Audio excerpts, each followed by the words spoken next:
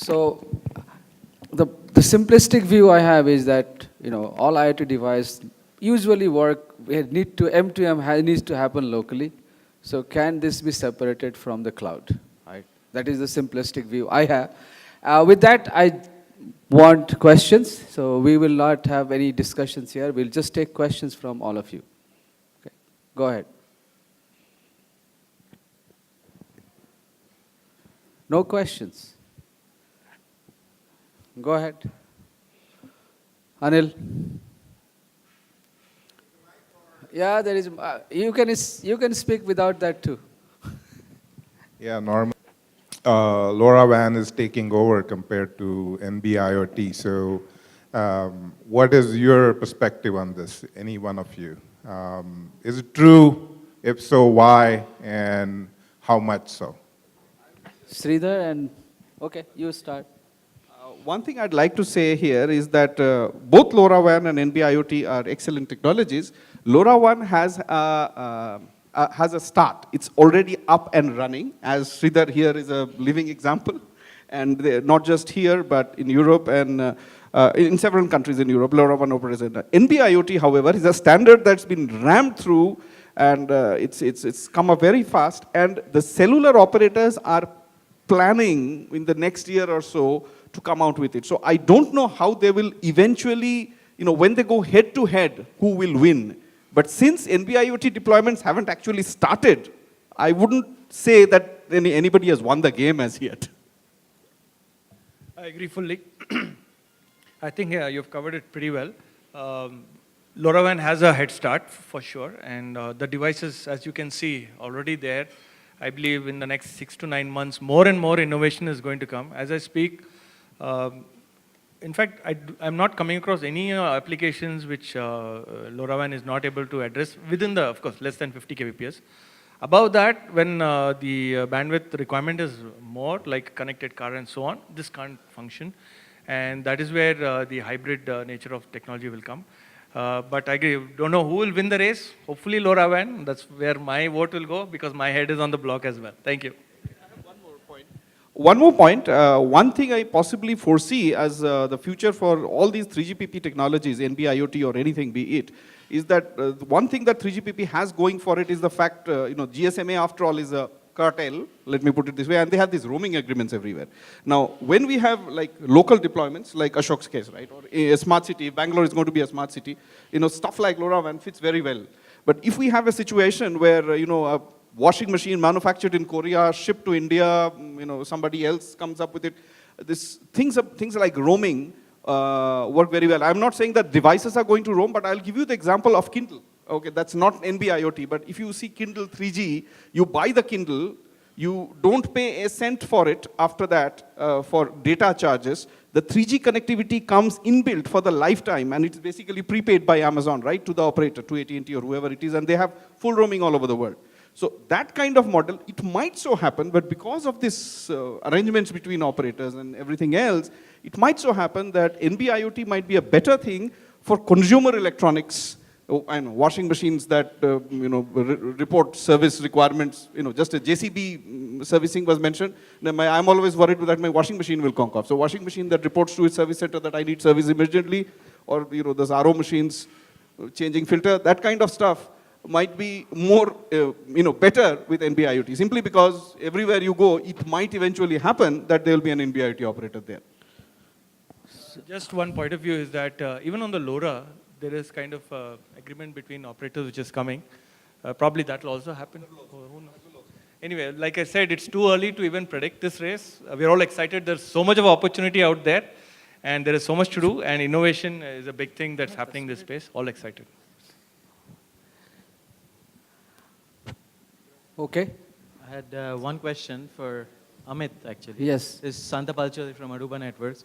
So you have the sort of luxury in the sense that you control both ends, right? The gateway as well as the devices, endpoints. So, and it's still, I understand from your protocol, it wakes up every second asking for the gateway, do you have any data for me?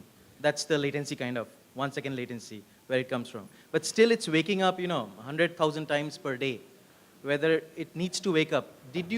Is it possible to investigate something like, wake on LAN, on wake or wireless technologies, where there would be a magic pattern sent because you guys control both the ends. And then it would wake up the chipset to ask for data instead of waking up periodically. So that's on-demand kind of thing.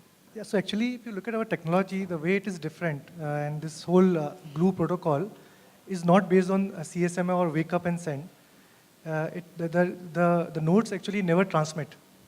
They don't have to transmit at all. So it's basically, and actually we have filed a patent for this, and it is already published now.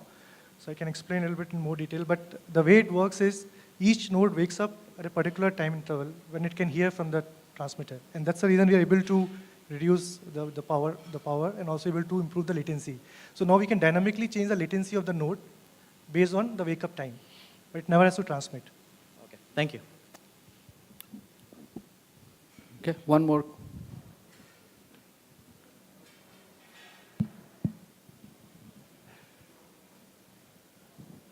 Hello. This question is for Sridhar. My name is Amit. And so what are your views related to the network, open network and community-owned network like the Things network, as far as the LPWAN network which Tata is setting up?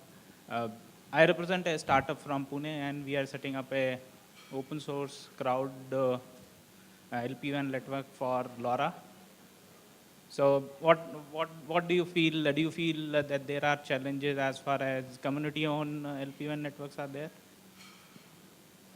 Yeah, you can do that, right? I mean, you can have community-owned networks. The only thing that I see as a challenge going forward is how do you keep operating it on an ongoing basis if you don't have a service operator? That's technologically you're not challenged, but operationally you'll get challenged as you go along. So if you have a service operator who comes in, that's the question, right? That you can do it. If you haven't, oh yeah, okay. Yeah. Mr. Tiwari wants to answer that.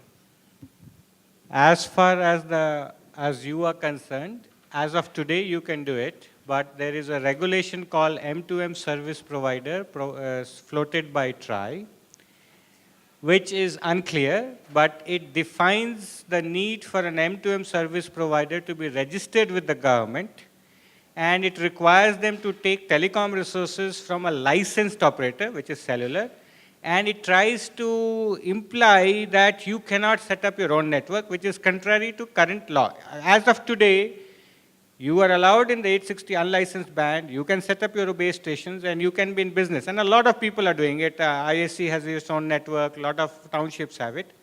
But there is a regulation proposed called M2M service provider, which will disallow it. So we would like you to get engaged with us. We are trying to tell TRI that this is not a good idea. The unlicensed band was never TRI's domain. Why are you trying to expand yourself and create new rules there? Thank you. Thank you. Thank you, sir. One last question, and we'll close. There. IoT device we can use underwater. So underwater means a lot of IoT variables, everything is coming underwater. So why we can't come up with a good technology which can transmit data from water to air? Means currently which is the good technology which we can use to send data from water to air? Okay, this is a sweet spot for me. See, LPWAN has been used in submarine systems as well. So it's been tested out. I have not seen it underwater, but there is a study which talks about underwater as well as mines. We have seen it in mines, like 30 meters, this thing and all that it goes. So underwater should not be a problem. Maybe there could be a distance limitation. Which technology we can use? Suppose in swimming pool, suppose I want to send a data to outside. So what means communication, this interface, our protocol technology I can use? Yeah, we'll have to get into the details, what kind of depth and all that you require, but yeah, it's possible. One thing is swimming pool should be fine. In fact, with the LoRa and presumably with some others, LPWAN also, as long as we are not talking about salt water. Okay. Conductivity, there might be a problem with radio going through conductive medium, you see. So, how deep? Again, how deep? It depends on how deep though. Yeah, swimming pool. Swimming pool, 6 feet, right? Not more than that. So, but yeah, as long as you're not talking about salt water, regular water, all these LPWAN technologies will help. After all, the whole goal here is massive link margin, and it's there in all the LPWAN technologies. Thank you. Thank you.